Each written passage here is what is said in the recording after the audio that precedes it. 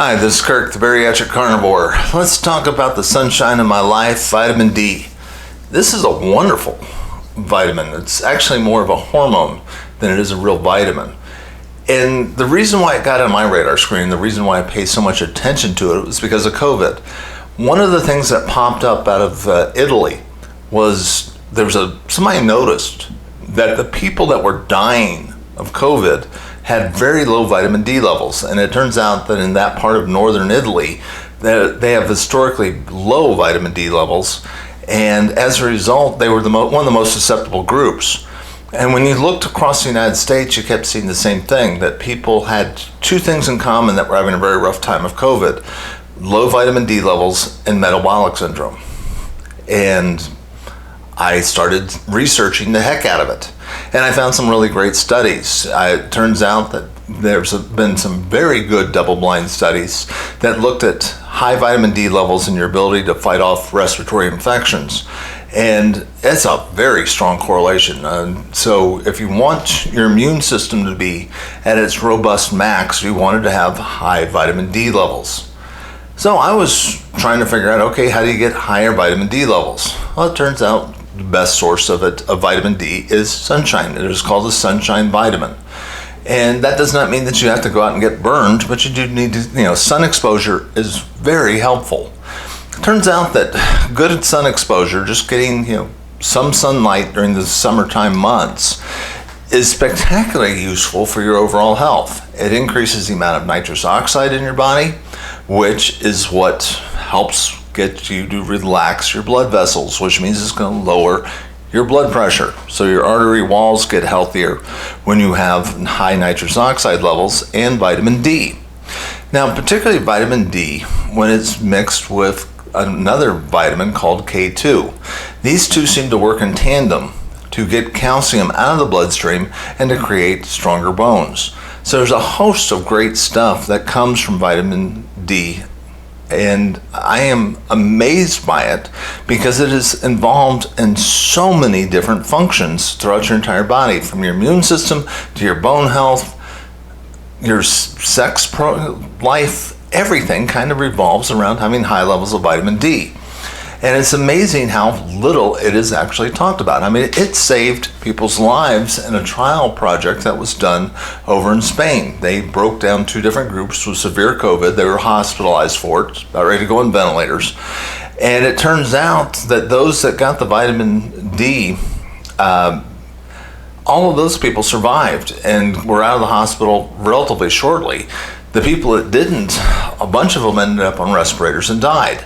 So it's a very powerful hormone/vitamin that is absolutely vital to your metabolic health. Now the question is this, and this is the part that I wish I could give you a definitive answer on, but I really can't. And this is one of the great frustrations I have with our rather psychopathic medical system. This is the question: does vitamin D supplementation help?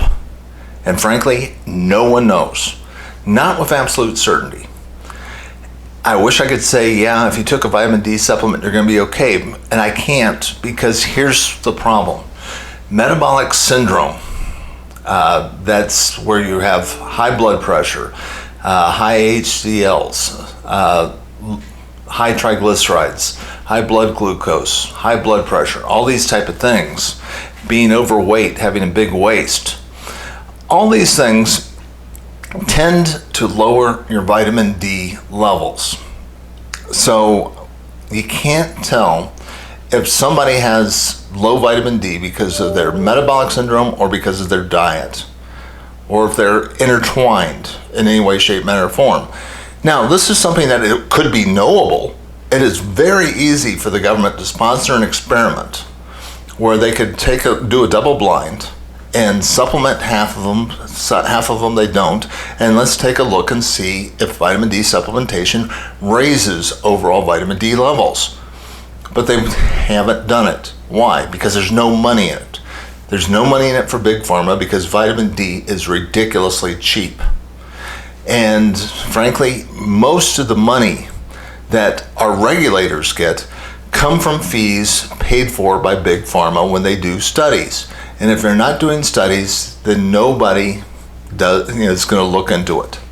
And you would think that would be something our government should be investigating, but they're not. Frustrating as it can be, we just don't know. So, what do? Well, frankly, I try to eat foods rich in vitamin D. Meats, butter, things like that have vitamin D in them. But at the same time, I also supplement during the winter months because I'm getting adequate sunshine. I try to keep a nice tan during the summer. And this is the weird thing about vitamin D. It seems like because it's a fat-soluble vitamin, you bank it during the summer. So the more sun you get, it doesn't automatically turn into vitamin D, but it starts to absorb over time. And I don't know this with certainty. I can't say that there's a study that proves it, but you'll notice that toward the end of the winter months is when the cold and flu season happens. Now, if you think cold and flus happen because, it's winter and we're all locked indoors, well, guess what? During the summer, when it's 100 and some odd degrees like it is right now in Oklahoma, we're all locked indoors. We're all staying in air conditioning. Why don't we have a cold and flu season then? Well, because we're at the time of year when we have access to the sun, and we're getting at least a modicum of good sun exposure, and our vitamin D levels are at their highest during the summer months, but it starts to wane because it's fat soluble. During the worst of the winter months, there's not a lot of sun that is possible to be absorbed from this. We're covered up, and the angle of the sun doesn't give you enough rays to heighten that vitamin D response in the sun. So we're at our low ebb toward the end of winter, which is February, March, which is when cold and flu season happen. And one of the reasons why I believe that is true is because the cold and flu season in the southern hemisphere is absolutely 6 months opposite of what it is up in the northern hemisphere. So it seems to be linked to when you are running out of vitamin D from your sun exposure. And I think you can bank a lot of it by getting sun during the summer, and you're going to run off of that because it's a fat-soluble vitamin. And the more you have, the higher your vitamin D levels, the stronger you're going to be come cold and flu season. And I supplement with vitamin D3 and K2 during the winter months because I can't get sun exposure this part of Oklahoma.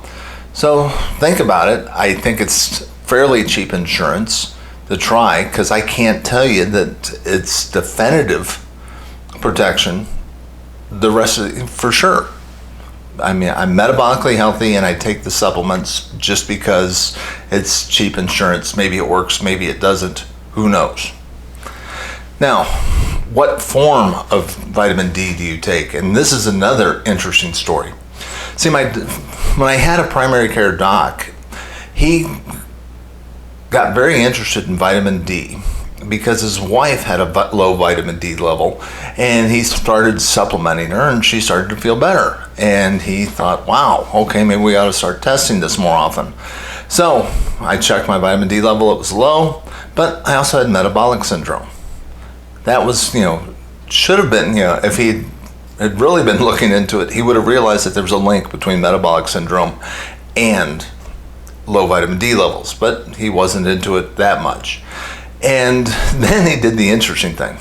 He prescribed to me vitamin D2. See, vitamin D comes in a couple of forms in the supplements. Vitamin D2, vitamin D3.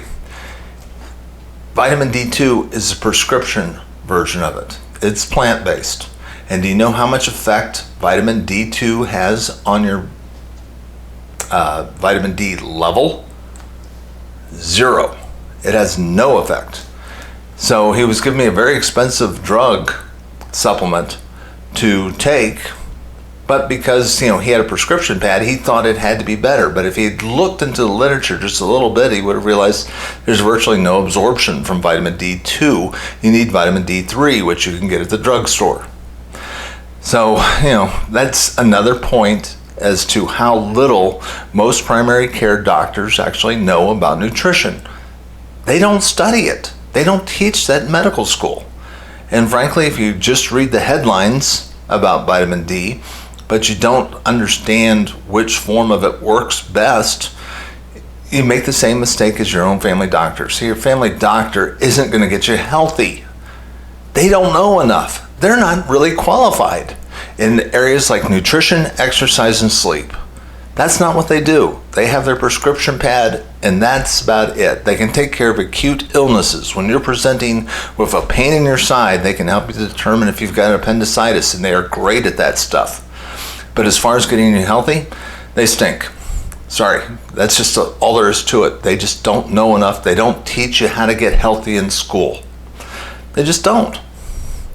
So, if you like this message, if you want to hear more like it, have you had any experiences with vitamin D? Have you ever tried your own N of 1 experiment where you tested your vitamin D level before you started doing the supplements and then afterwards to see if it increased it? I'd be very curious about those type of results. So please leave comments below.